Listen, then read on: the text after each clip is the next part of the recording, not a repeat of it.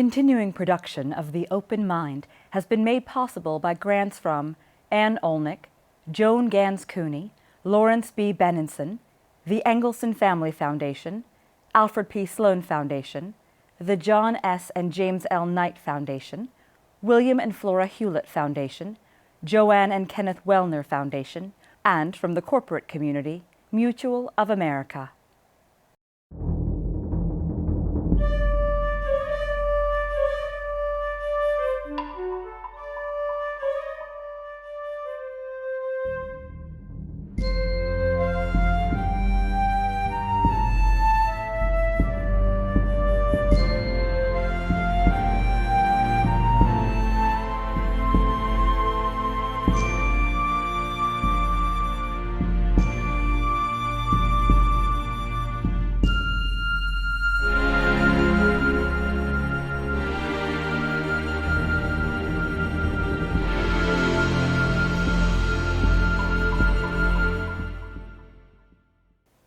I'm Alexander Heffner, your host on The Open Mind.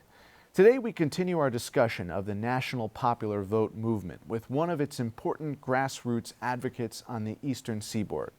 Ed Lopez Reyes, a Connecticut-based Republican strategist, Lopez is chief consultant of Wolf and King Strategies and served on the Joint Intelligence Operations Center Europe Analytics Center in Imagery and Counterterrorism from 2002 through 2010. He also served on Utah Governor John Huntsman's 2012 New Hampshire presidential primary campaign steering committee and was national co-chairman of Republicans for Johnson Weld in 2016. A member of the National Guard in Connecticut, Lopez also returned from a month-long training in Louisiana. Congratulations and thank you for your service. Thank you. We appreciate it and appreciate your time here to talk about the national popular vote Thanks for movement. inviting me. There are 3 states in which you've been intimately involved in the passage of the national popular vote, and you may remind our viewers what that is too. Sure. Connecticut, New Mexico, and Nevada. Correct. So as the representative of a small state, which theoretically in the Electoral College would benefit from the compact. From the compact, but also a small state in a competitive election year that would not benefit. Right. We think of Connecticut now as homogeneously Democrat. It wasn't always that way. It may not always be that way in the future. But what was your argument to these 3 states and their constituents about why we need the national popular vote? Well, a big part of it was my experience in Connecticut. It defined my perspective on this particular bill. The National Popular Vote Interstate Compact is basically a bill that state legislatures can choose to pass. It becomes a contract between a number of states, and when we reach the 270 electoral college vote threshold, it activates the compact, which means that the election then would be, these states would take into account what the popular vote result is and put the weight of that result on the electoral college votes that they can allocate.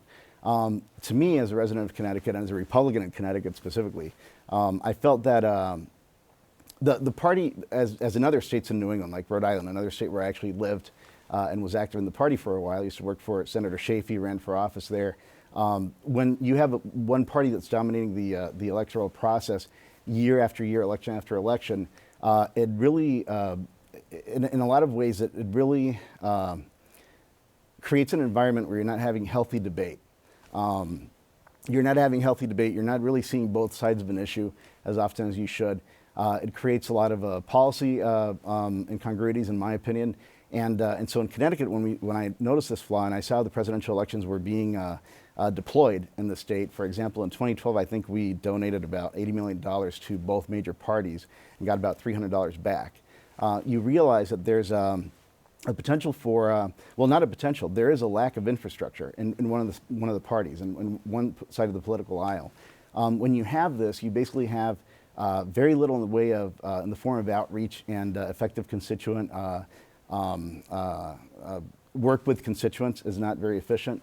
You end up in a situation where people are exposed to one message only. And it has a down ballot effect. It's not just about the presidential election. It has an impact on the statewide offices, even the local offices. So you think that the Republican Party would be more robust if the national popular vote was adopted. As a Republican, Connecticut. I do, as a Republican. But I should say that one of the things that I think this bill is afflicted by in most of the states that we've worked in is the fact that it's a truly bipartisan bill. The word compromise has become kind of a toxic word these days. But the reality is that you have a group of people that say the popular vote should carry more weight in the elections, probably the overall weight. And then you have conservatives like myself who say, well, we need to preserve the Electoral College for a number of reasons. And I think this is one of the things that happens in the debate over this bill. You have a lot of people who say, well, we want to pass the bill because we want to get rid of the Electoral College, but that's not what it does. And the reason I mention this is one of the challenges that we face as Republicans is making the case that the Electoral College would be preserved under the compact, and also making people understand that ultimately what the benefit is to the voters. The disadvantage right now, it's an issue of those that are in power versus the voters. When you say it would not erase the Electoral College, I'd use that terminology. You mean because each state is still voting with its electors according to how the state decided. Exactly. So in effect, it's not an aberration from the Constitution. It is erasing the idea that the Electoral College can accommodate a situation in which the popular vote winner is not elected. Correct. It's an exercise in that constitutional right the state has to vote for president. In fact, we know the Constitution has basically given states the right to decide how to elect a president. And taking that a step further, legislatures can decide how to allocate their Electoral College votes.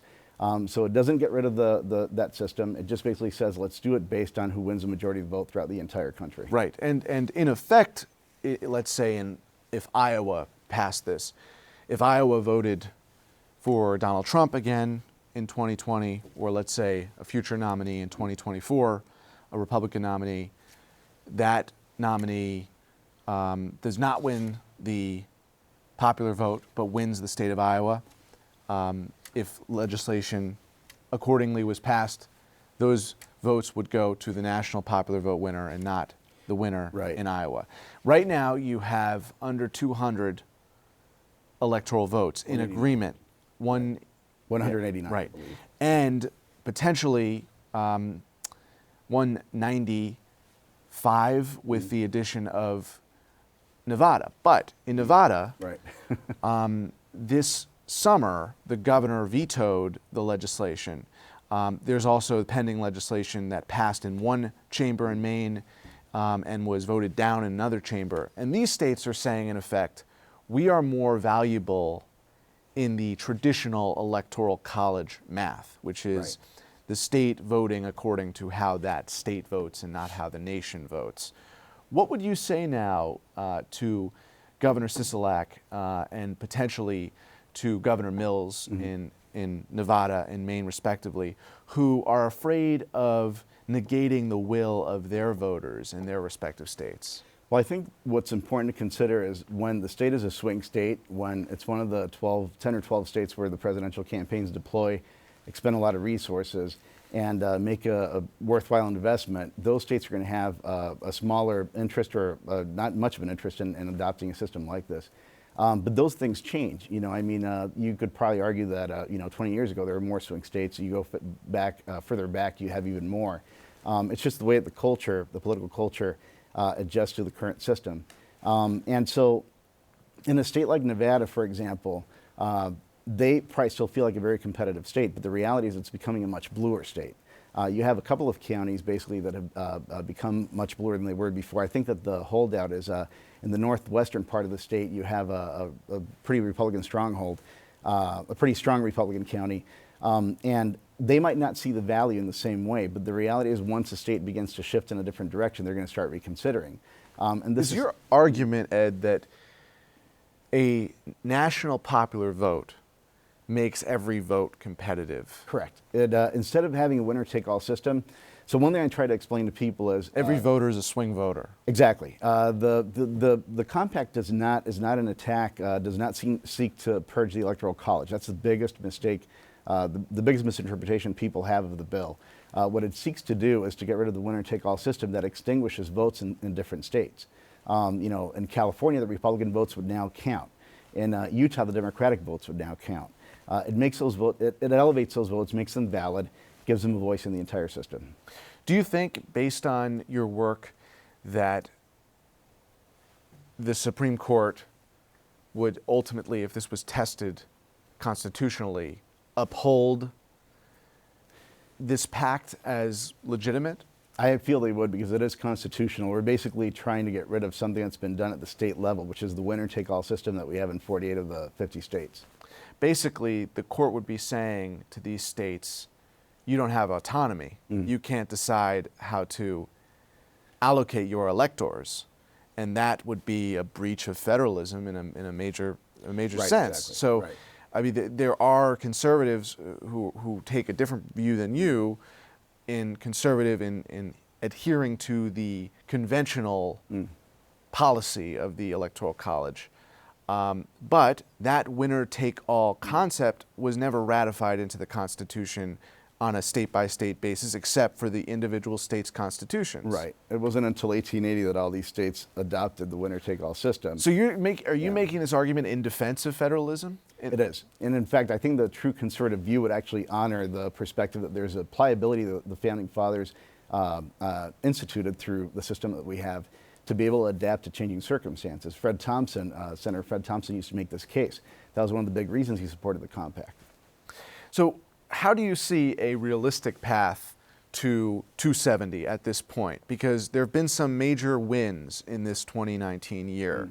And as I said, there was a point at which you made half the delegates or half the electors. Now you have more than half the electors. Right. And since Pam Wilmot of Common Cause Massachusetts joined us, there have been more gains. Right. How does your experience in Connecticut, where this passed, and they are part of the compact now, inform the way you envision a successful campaign so that by 2024 or 2028, this is actually implemented? So one of the things that I experienced was Connecticut was more difficult to work on, because at that point the views on this issue had cemented. Legislators had kind of adopted a perspective on it. It was really tough to reach out to constituents who had not already heard from their legislators, and a lot of that a lot of their perspectives informed by their respective echo chambers, like their parties, for example, think tanks that are orbiting around those parties. And I think that the key thing is to make clear that this is a bipartisan bill, that this is a bill that's in the interest of voters, not of particular parties, that it's not a Democratic or a Republican bill. It's important to make a very strong case that this is not about getting rid of the Electoral College. It's actually a way to exercise the college in a way that fits the states, but also the voters in particular. And I think when I look at the experiences, for example, in Nevada and New Mexico, the timing is a big thing.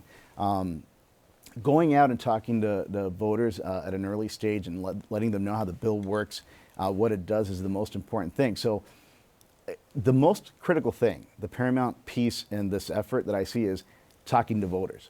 This is not about the parties, it's not about the elected officials, it's about empowering voters, whether they're Republican or Democrat. And even third-party voters can find a value in this. You had in 2016, having done the Johnson and Weld thing, they had I think it was 3.5 million votes total, which is more than the votes in each of 25 states. Now, that doesn't mean through the system you're going to elect a libertarian unless they did have that majority. But it does mean that those votes count and they have an impact on the party. I'm a libertarian Republican for the most part, so to me it's important that the pendulum move in that direction in the Republican Party, for example. And those potential votes act as a spoiler in effect, but they are determinative of an outcome, because those tens of thousands, hundreds of thousands, you say millions of votes for Johnson and Weld, if you take a share of them and apply them in those battlegrounds that were decisive, Pennsylvania, Michigan, Wisconsin, the election could have gone the other way. So they had a spoiling function, right? But it's a democratic idea that more than one or two parties should be competitive. So you are making the argument, Ed, that it is a pro-federalism case for preserving the Electoral College that gives states autonomy. But a major argument among the progressive or liberals who do support this is that we have an anti-democratic system now. So the will of the country writ large is neglected, and that is problematic, and that to sustain a republic or a democracy, the opponents of your efforts, the national popular vote, they like to say, we're a republic, not a democracy, right? If you go to the founding document. But do we want to have an anti-democratic or undemocratic republic? Isn't that a question we should be considering too? Well, I think the key thing to focus on is that this doesn't have to be a partisan issue. And so the message that giving more voters a say, actually all voters a say, and giving them more weight in the system is a democratic ideal, I think it betrays what the Founding Fathers actually wanted. And I think if Madison were to see the results in Bush v. Gore, sure, Trump v. Clinton, right, to see, millions of votes denied relevance wholesale. Sure. I think you make a valid point, but I think the thing to consider too is that in these cases, Democrats tend to be a bit more enamored with those historical incidents to make the case for this bill. And they're not incorrect in making the case. The only thing that you have to understand is that the campaigns would have been run very differently. And so you'd have campaigns that would have unfolded very differently, would have paid more attention to the 50 states. So we don't know if that would have been the outcome in those two elections under the compact, had it been active at that point. You have a candidate now, Beto O'Rourke, who is going to a lot of these non-traditional battleground states. He was just in Oklahoma. He's making a play, partly I think because of his Texas roots and the idea that he wants his party, the Democratic Party, to be competitive in the Lone Star State. Right. And I do wonder, Ed, if you have candidates, it's a chicken and egg question, if you have candidates who are not going to play by the rules of the Electoral College, maybe the folks in these states that have been neglected will wake up just by virtue of the candidates operating as if we had a democratic system that treated everyone equal. Well, I think the reason why people are taking the chance is 2016 was a very bizarre election. I certainly didn't think Trump had a chance of being elected. I don't even think he thought he had a chance of being elected. And when you look at the blue wall, which you've probably discussed, the idea that there are certain states that tend to just vote Democratic. We know that Trump pierced the wall with Wisconsin, Michigan, and Pennsylvania. So I think when you have such a large pool of Democratic candidates, they have to figure out a creative way to make an appeal to a much broader base, or a more diverse base, if you may, meaning geographically and in other ways too. And so I think the math right now is a little bit of a wild card, and people are trying to figure out how to make things work, what's going to make them more electable. And I think that a lot of that might play into the things that will underscore the value of having a national popular vote interstate compact. I think they'll underscore some of the things that would make that a more viable system for us. But I think that much of what you're talking about is a result of what happened in 2016. I think 2020 is going to be very similar. I mean, with the amount of candidates running on the Democratic ticket alone, I think that's going to shape the elections. Even though we're talking about the primaries now, it'll certainly have an impact on the overall discourse, how the campaigns unfold, how they function, and eventually that's going to impact the general election too. The two candidates so far who are arguing most passionately for an end to the way the college has operated to date, new rules for the Electoral College in their mind are necessary, are Beto O'Rourke and Pete Buttigieg. These are men who represent, or did represent, Texas and Indiana.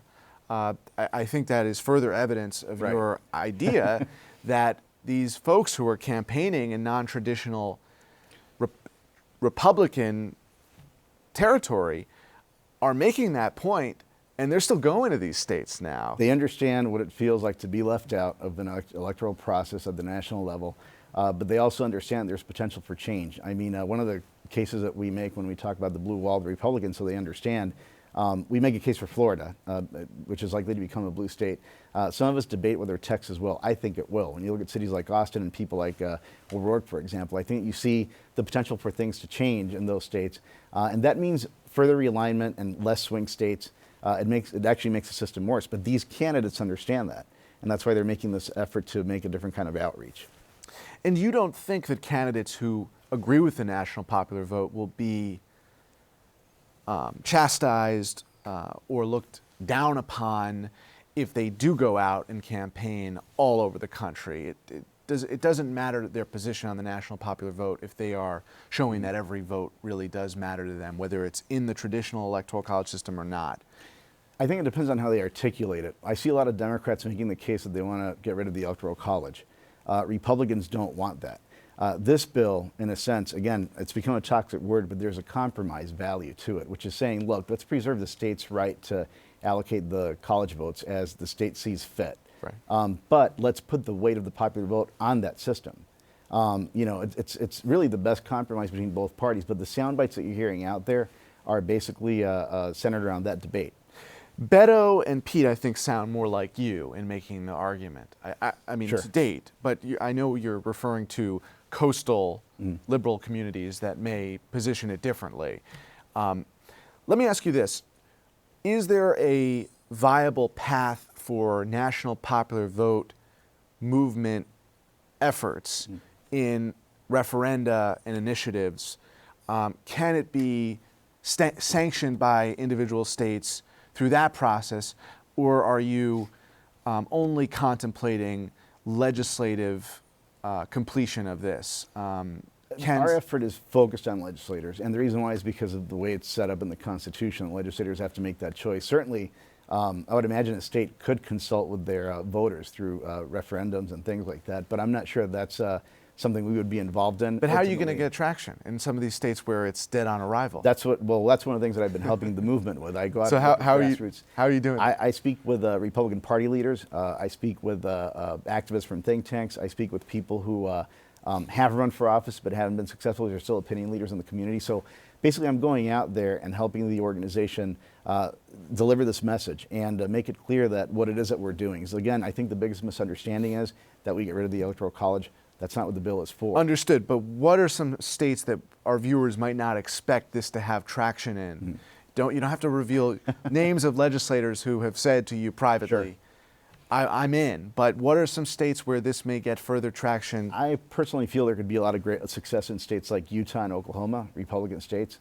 I think that How about any big ticket items? big ticket Not to states. be crass, but you got to get to 270. You're not hitting I hear 200 you. yet. That's a really good question. I think the reality is that we'd probably be more focused on the smaller states, the bigger states. When I think of big states that are going to see a change, it depends on what happens in the upcoming elections.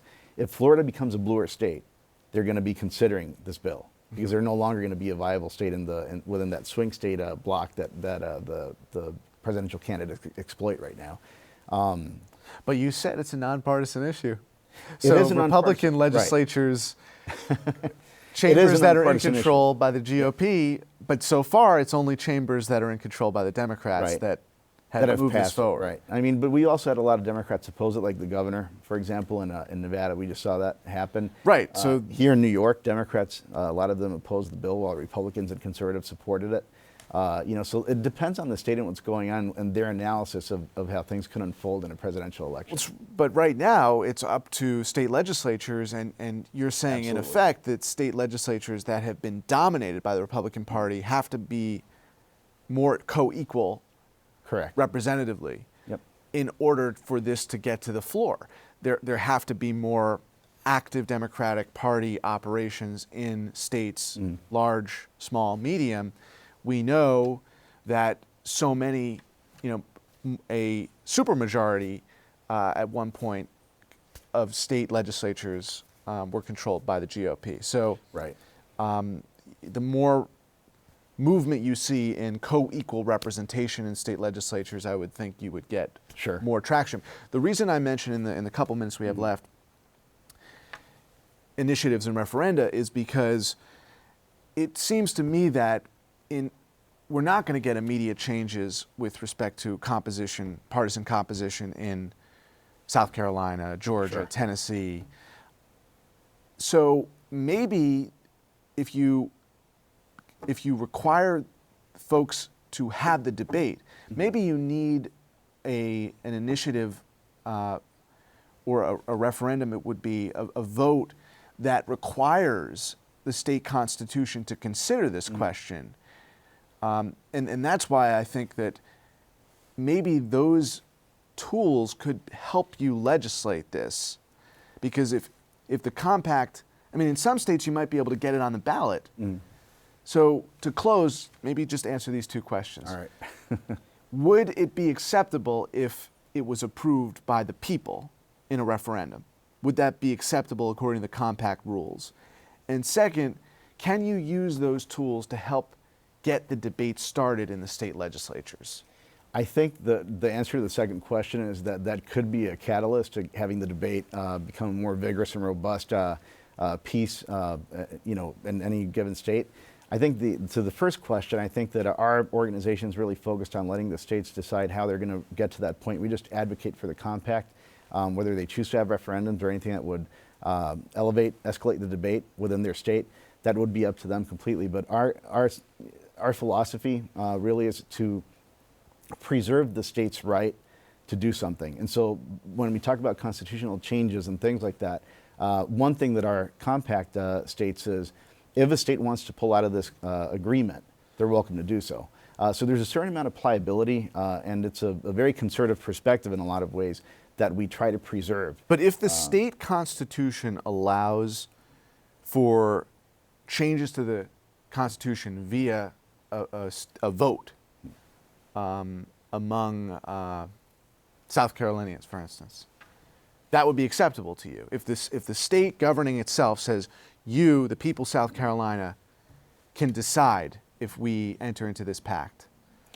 It would certainly be acceptable, but our mission has been focused on ushering legislators to support the bill and to agree with the bill. So the mechanisms and the instruments that they use to get to that point is a different story. It's up to them. Exactly. Thank you for your time today, Ed. Thanks for having me on here. And thanks to you in the audience. I hope you join us again next time for a thoughtful excursion into the world of ideas. Until then, keep an open mind. Please visit the Open Mind website at 13.org/openmind to view this program online or to access over 1,500 other interviews. And do check us out on Twitter and Facebook at Open Mind TV for updates on future programming.